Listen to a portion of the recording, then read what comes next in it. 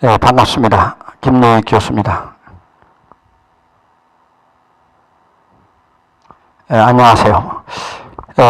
노래를 하기 전에 우선 먼저 제가 실수한 거에 대해서 책을 이렇게 잘못 읽었어요. 예.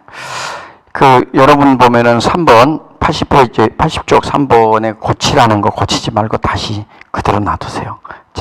제가 이걸 읽다가 잘못 읽어가지고 아까 뭔가 좀 이상하다 해서 유가증권 취득원가입니다. 유가증권을 처음 살 때 취득원가인데 중요해서 내가 다시 꼭 합니다.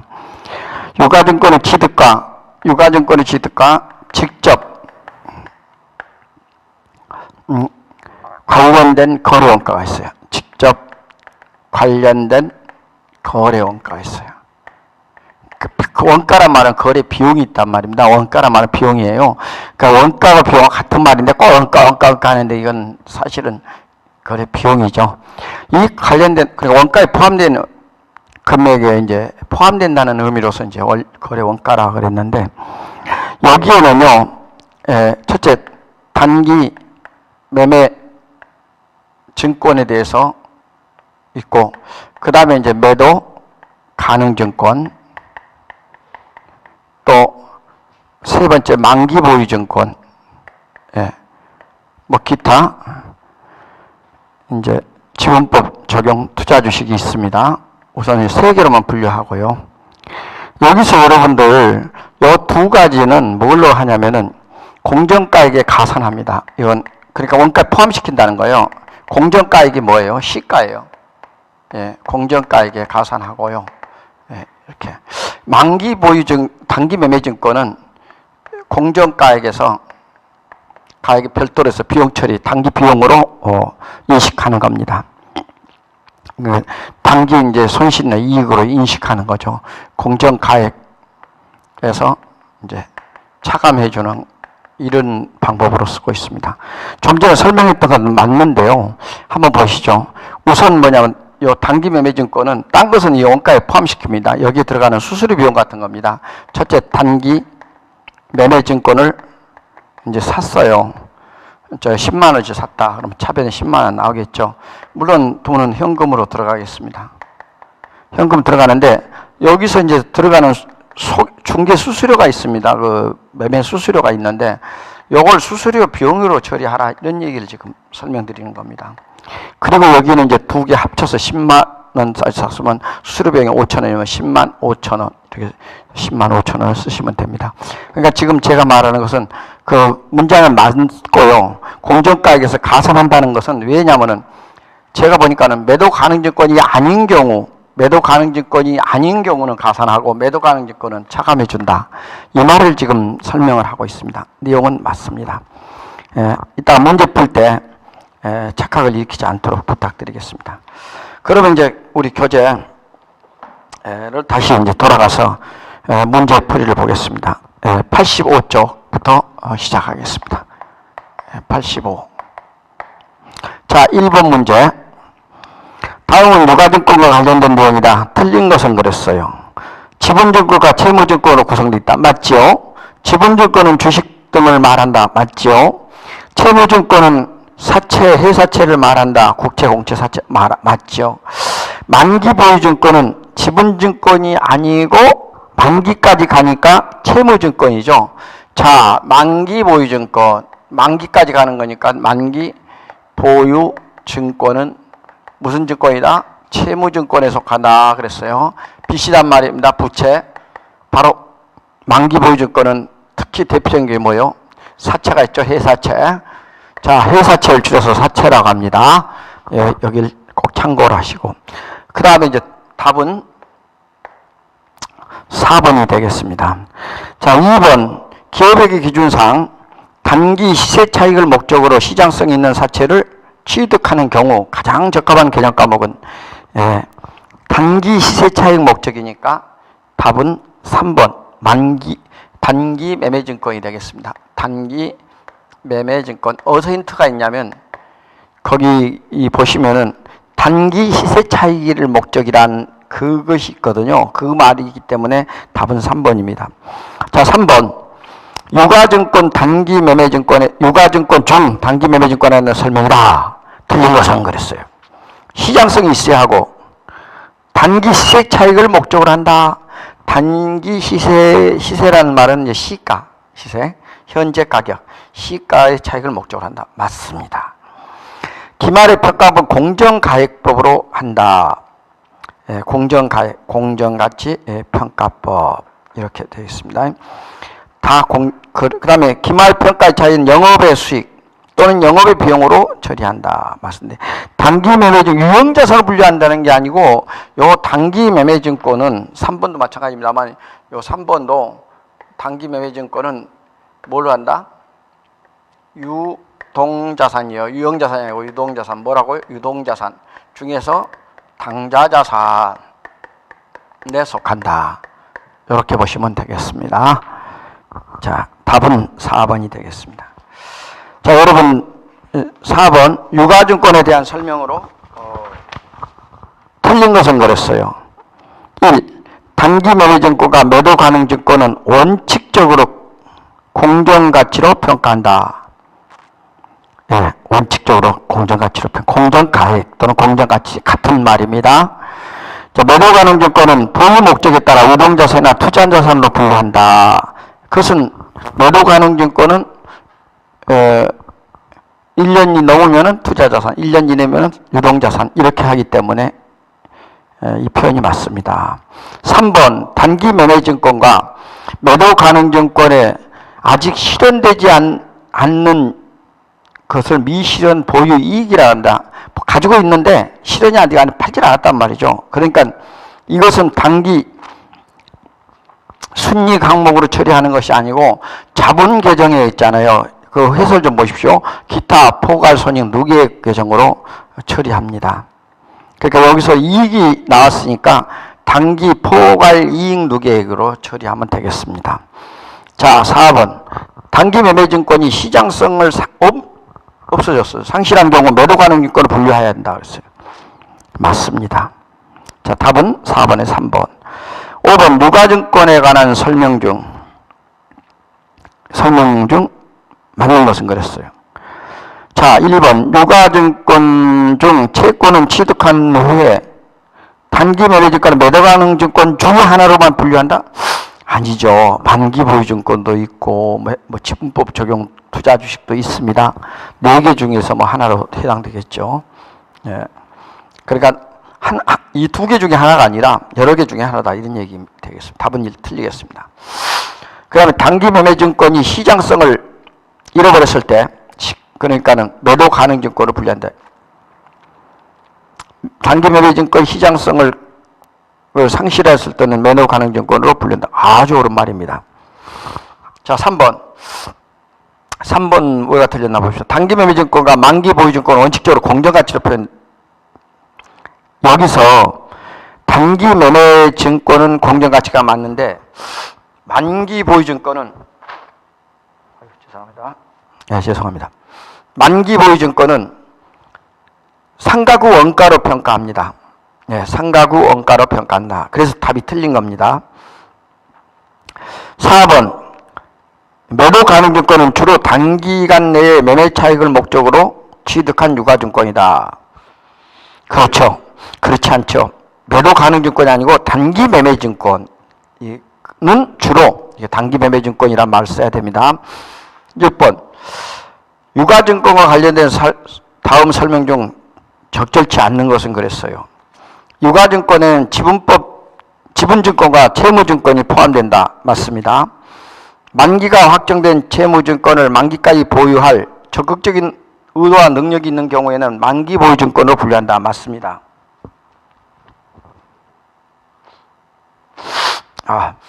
예.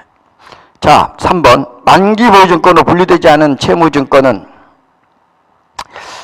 매도 가능 증권으로 분류한다. 예, 만기 보유증권으로 분류되지 않은 채무증권은 이 매도 가능 증권만 분류하는 것이 아니고 만자가 들어가 있죠. 단기 매매증권으로도 분류합니다. 그래서 3번이 틀렸네요. 자, 4번 주로 단기간 내에 매매 차익을 목적으로 취득한 유가증권으로서 매수는 사는 겁니다. 매도는 파는 거고 적극적이고 빈번하게 이루어지는 것은 단기 매매증권으로 분류한다. 맞습니다. 이렇게 보면 되겠습니다. 3번이 6번에 답은 3번이 답이고. 자, 7번 보시겠습니다. 자, 87쪽에 7번. 유가증권에 관한 내용으로 옳지 않는 것은, 이 답이 이거는 좀 잘 생각해 보십시오. 답이 두 개 나옵니다. 유가증권은 취득 후에 만기 보유증권, 매도 가능증권, 단기 매매증권 중에 하나로 분류한다. 유가증권은 지분법 적용 투자주식으로 분류할 수 있고요. 또 주식은 만기가 없기 때문에 만기 보유증권은 안 되죠. 그래서 이 정답은 틀린 답으로 이렇게 하겠습니다. 그래서 답은 틀린 걸로 1번. 자, 2번 보시겠습니다. 유가증권을 분류는 취득 시 결정되면 그 후에 변동되지 않는다. 취득 분류돼가지고 취득이 결정되면 그 후에 이제 1년이냐 2년에 따라서 재분류도 가능합니다. 답은 2번이 또 틀렸네. 1번, 2번. 주로 단기간 내에 매매 차익을 목적으로 취득한 유가증권으로서 매수와 매도가 적극적으로 빈번하게 이루어지는 것이 앞에 나왔던 말과 같네. 단기 매매증권이다. 4. 만기가 확정된 채무증권으로서 상환금액이 확정되었거나 확정이 가능한 채무증권을 만기까지 보유할 적극적인 의도와 능력이 있는 경우에는 만기 보유증권이다. 예, 맞습니다. 자, 8번. 자, 7번 답은 1번, 2번이 틀린 답으로 정답이 되겠습니다. 자, 8번. 다음 일반 기업의 기준에 따른 유가증권의 분류에 속하지 않는 것은 그랬어요. 여러분들 이거 만기 보유증권하고 매도 가능증권, 단기 매매증권 이건 뭔지 이제 모르겠지만 일단은 우리가 이제 이렇게 분류하고 또 하나 더 있죠. 지분법 적용 투자 주식인데 여기서 보유 양도증권 이런 말은 누가 잘 만들었네요. 8번의 답은 4. 자, 9번 기업회계 기준상 유가증권 88쪽입니다. 기업회계 기준상 유가증권 분류 내용이 해당되지 않는 것은 그랬어요. 첫째, 단기 매매증권, 단기 보유증권? 이것도 누가 만들었어? 이것도 또한 용어를 만들었네요. 답은 이런 처음 듣는 말이네요. 자, 2번 정답입니다. 3. 매도 가능증 만기 보유증권. 자, 10번 투자자산에 해당되지 않는 것은 뭐였어요? 투자자산, 창업비, 1. 창업비, 2. 투자유가증권, 3. 임차보증권, 4. 장기 대여금. 하나 더 투자부동산도 있으니까. 여러분 여기서는 이제 창업비죠. 창업비는 뭘로 들어가요? 단기의 비용으로 들어갑니다. 창업비는 이제 창업하기 위해서 들어간 돈이에요. 뭐 개업비도 있잖아요. 개업비도 들어가고, 그 다음에 이제 주식 발행비가 들어가요. 그 주식하는 인쇄비도 들어가고요. 신문 광고 낼 때 광고비도 들어가고, 신문 광고 내는 그 광고비, 개업 인사 이런 거 있잖아요. 이런 등등의 비용들을 다 우리는 창업비라고 합니다. 이 창업비는 단기 비용으로, 영업의 비용으로 처리하면 되겠습니다. 답은 10번에 1번. 11번 기업회계 기준상 투자자산이 아닌 것은 그랬어요. 자, 1. 장기금융상품, 2. 연법인세 자산, 3. 장기성 매출채권, 4. 영업권. 뭐예요? 답은? 눈에 보이죠? 영업권입니다. 9, 1. 그럼 무형자산이죠. 예. 다음 시간에 이제 이걸 6단원에서 무형자산, 유형자산을 배우니까 그때 가서 우리 다시 한번 살펴보도록 하겠습니다. 다음 중 기업회계 기준상 투자자산이 아닌 것은 그랬어요. 장기대여금, 투자유가증권, 장기성 예금, 미착상품. 미착품이 미착상품이라고 했어요. 지난번 배웠죠? 자, 아직 도착하지 않는 상품을 뭐라고 그래요? 미도착상품. 미도착상품. 이걸 줄여서 어떻게 한다? 미착상품이라고 그래요. 미착. 도착 빼고 미착상품. 이거 더 줄여봐요. 한번 더 줄여볼까요? 그럼 뭐라고 했어요? 상자 띄어버려요. 미착품. 이렇게 사람들은 말을 이렇게 줄이기 시작합니다. 여러분 이런데 미착품이나 도착상품이나 같은 말인데 점점 줄여요 이렇게. 예. 자, 이것은 뭐에 속한다? 재고 자산. 그렇습니다. 자, 여러분 89쪽을 보겠습니다. 매도 가능증권에 관한 설명 중 틀린 것을 그랬어요. 매도 가능증권 평가 차손익은, 평가 이제 손익이란 뜻이죠. 차손 차익은 영업의 손익으로 손익계산서에 반영된 게 아니고, 매도 가능증권 평가 차손익은 기타 포괄 손익 무계획으로 처리합니다. 1번이 틀린 답이 되겠네요. 2번 봅시다. 장부가액이 공정가액보다 많을 경우에는 매도 가능증권 평가 차손으로 계상한다 그랬어요. 예, 맞습니다. 매도 가능증권 많을 때는 장부가액이 공정가액보다 많을 때는 시가보다 이제 많다는 얘기니까, 시가가 적으니까 평가 차손이 되겠죠. 3번 단기 매매증권이나 만기 보유증권으로 분류되지 않는 유가증권에 대한 평가이다. 이걸 매도 가능 증권이라 맞습니다.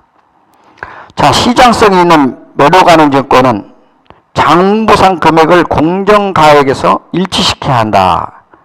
맞고요. 자, 14번 좀 보겠습니다.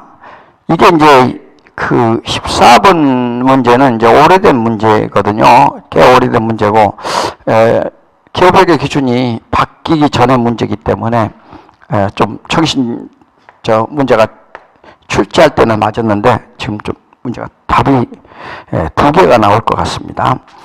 자, 다음은 유가증권 취득 원가와 평가에 관한 설명이다. 유가증권의 취득 원가와 유가증권의 평가에 관한 설명이라고 그랬어요. 틀린 건 그랬어요. 이 유가증권의 취득 원가는 유가증권을 취득하기 위하여 공정한 대가의 시장가격의 취득 부대비용을 포함한 게 아니고 불리한 가격으로 한다. 분리. 자, 첫째 1번은 포함이 아니고 불리한 가격. 불리한 포함 가격에 포함을 분리로 측정한다. 즉 뭐냐, 영업의 비용으로서 처리하면 되겠습니다. 자, 그 다음 2번 적용한 대가의 시장가격이 없는 경우 취득한 유가증권의 시장가격으로 취득원가를 측정한다. 자, 시장가격이 없는 경우 취득한 유가증권 시장가격으로 취득원가를 측정합니다.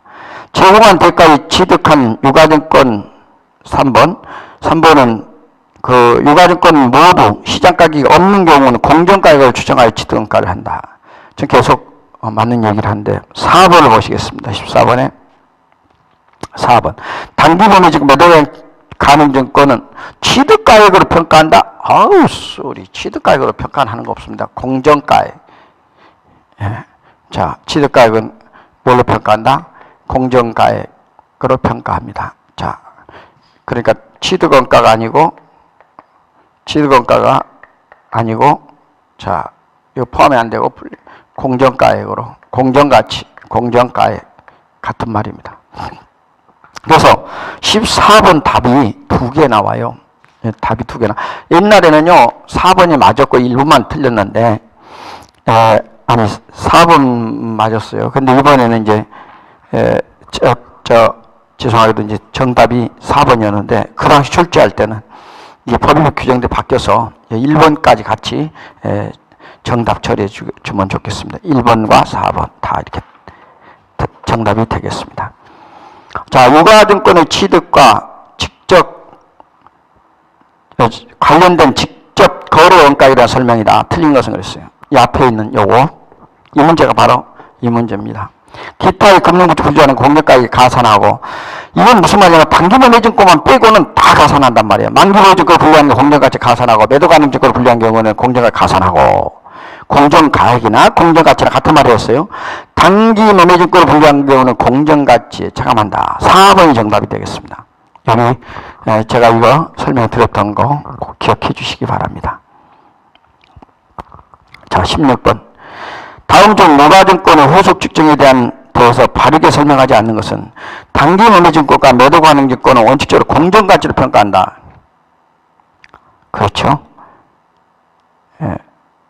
틀린 것은 잡아내야 되니까. 매도가능증권은 시장성이 없는 지분의 공정가치 신뢰성이 있게 측정할 수 없는 경우는 취득원가로 평가한다. 여기는 측정할 수 없는 경우만 취득원가를 합니다. 그러니까 공정가치라면 시가를 신뢰성 없게 할 때는 할 수 없이 취득원가를 합니다. 만기보유증권을 상가구 원가로 측정할 때, 만기보유증권은 상가구 원가로 측정합니다. 장부가액과 액면가액과의 차이를 상환기간에 거쳐 유효이자율법에 의하여 상각하여 취득원가와 이자 수익에 가감한다. 취득원가에는 차감하고 이자 수익에는 가산하면 바로 그 말입니다. 유효이자율법 기억해 주십시오. 4번이 왜 틀렸냐면 만기보유증권이라고 그랬어요. 만기보유증권은 공정가치로 평가하지 않습니다. 뭐냐면은 여기 나온 대로 여기는 공정가치 이제 가산하는데 평가할 때는 만기보유증권은 여기 나오네요. 만기보유증권은 상각 후 원가로 합니다. 만기보유증권은 상각 후 원가로 합니다. 이건 거래 원가를 말하고 평가가 아니고 상각 후 원가로 평가, 이건 평가를 말하는 것이고요. 이것은 이제 부대 비용, 거래에 들어가는 거래 원가는, 거래 비용은 어디 처리하냐 이거입니다. 이건 지금 취득원가고, 이건 평가에 대해서 묻는 겁니다. 만기보유증권은 이렇게 뭘로 한다?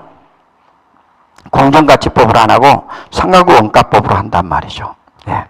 그런 얘기입니다. 평가하고 취득 시 부수 비용, 포함된 비용, 이런 수수료 비용 같은 것은 어떻게 처리하냐, 이제 그것을 여러분한테 이제 묻는 것이 되겠습니다.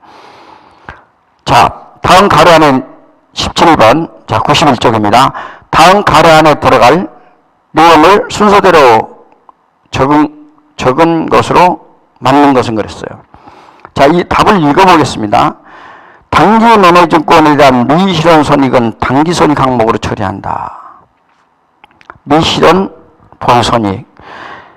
매도 가능 증권에 대한 미실현 보유 손익은 기타 포괄 손익 누계액으로 처리한다. 지금 이제 다음 시험에는 여러분 나오면은 이렇게 안 나오죠. 당기 손익 항목 밑줄 쳐요. 당기 손익 항목.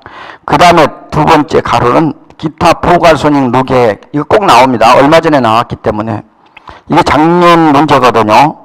나왔는데 여러분 이제 또 이게 출제돼요. 출제되는데 특별 시험으로 본다면 17번은 꼭 한번 나옵니다. 당기 손익으로 처리하고, 그 다음에 매도 가능 증권은 기타 포괄 손익 누계, 이 가로가 기타 포괄 손익 이렇게 나옵니다. 꼭 기억해 두세요. 이건 꼭 나옵니다. 18번. 유가증권을 보유함에 따라 무상으로 주식을 배정받는 경우가 있어요. 이때 회계 처리는 배당금 수익, 연회계 수익으로 처리한다. 2번. 장부가액을 증가시켜준 회계 처리하지 않고 수량과 단가를 세로. 이건 무상주를 받을 때는 2번이 장부가액을 회계 처리 안 합니다. 그냥 수량 단가만 계산해서 올리겠습니다. 장부가액을 증가시켜준 회계 처리를 하고 하지 않고입니다. 수량과 단가를 세로 계산한다. 그것은 뒷말을 맞고. 4번 장부가액 증가시킨 회계 처리를, 이것도 말이 안 되네. 수량과 단가를 계산, 엉뚱한 소리입니다.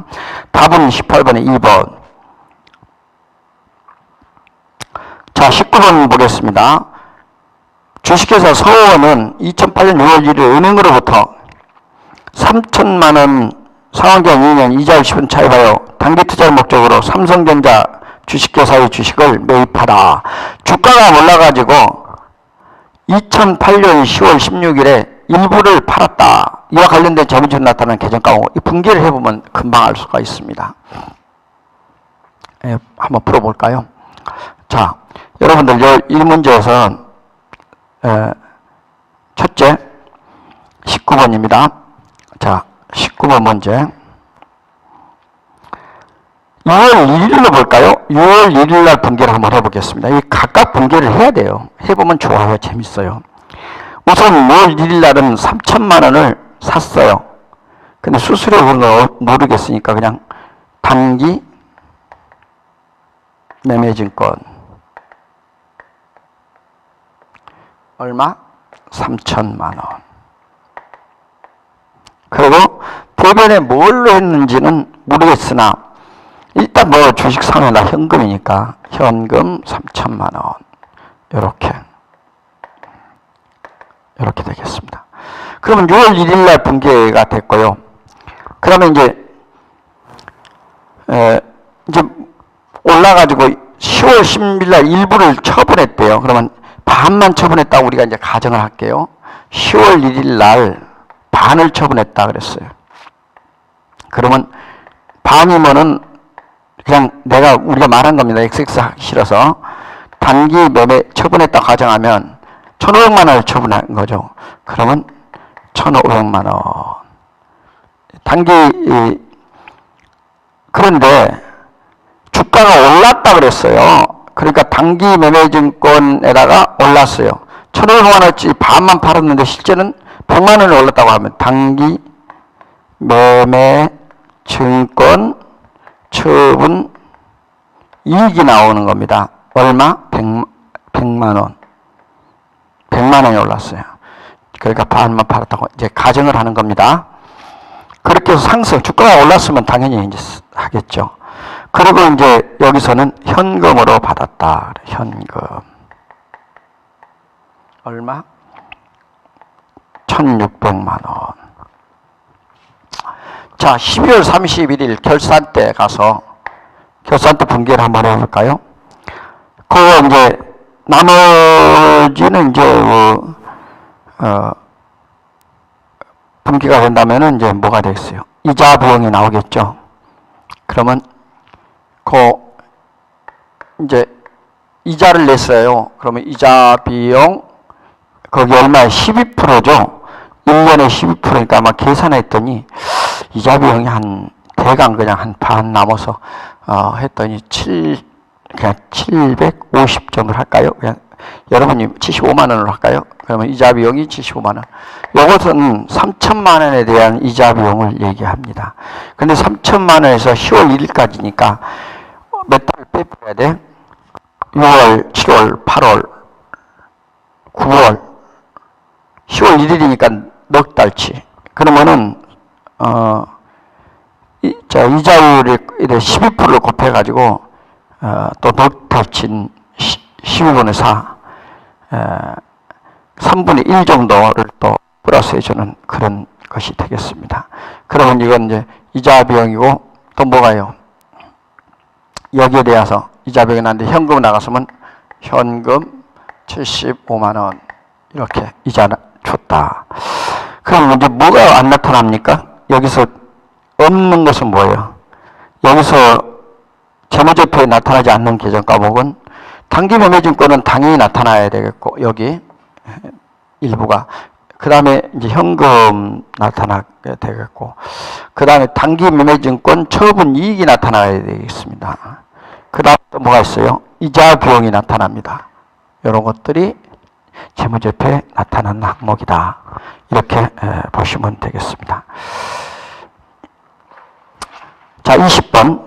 시장성이 있는 주식회사 A의 주식 10주를 1주당 56,000원 그랬어요. 자, 거래 수수료 비용이죠. 포함하여 당장 계좌에서 결제하다. 당해 주식은 단기 매매 차익을 목적으로 보호하는 경우이며 기업의 기준에 따라서 회계 처리하는 경우 발생하는 계정 과목으로서 틀린 것은 없는 계정 과목은 뭐냐 그랬어요. 자, 여러분들 한번 분계 한번 해보겠습니다. 자, 20번 분계는 어떻게 될까요? 20번 분계는 우선 뭐냐면은 뭘 구입했어요? 주식을 10주니까 차변에 단기 매매 증권 10주면 얼마예요? 5만 6천에 10주니까 56만 원이 되나요? 차변에 56만 원 이렇게 되겠죠. 그 다음에 이제 수수료가 있어요. 그러면 수수료 비용입니다. 우리가 뭐 수수료 비용, 여러분 프로그램에 가면 수수료 비용이 없으면은 지급 수수료를 찾아가지고 써야 돼요. 뭐라고? 지급 수수료. 이렇게. 자, 얼마야? 5,000원. 이렇게. 5,000원 맞죠? 지금 5,600원이군요. 눈에 안 보였어요. 자, 5,600원. 대변에 뭘까요? 은행 보통예금 계좌를 송금시켰으니까 보통예금이 되겠습니다. 보통예금. 얼마요? 56만 5,600원. 이렇게 하면 정답이 되겠습니다. 자, 이 다음 문제는 좀 쉬었다가 여러분하고 같이 하나씩 풀어보도록 하겠습니다. 여러분 또 이렇게 좀 쉬었다가 하십시오. 점심도 먹고 이렇게 하면 또 나른해가지고 좀 그런 거 있습니다. 인터넷 강의는 밤에 이제 수강하는 사람도 계시고 또 그렇지만 힘을 내고, 자, 저도 힘내고 여러분도 힘내고, 자, 같이 나갑시다. 화이팅! 고맙습니다. 수고하세요.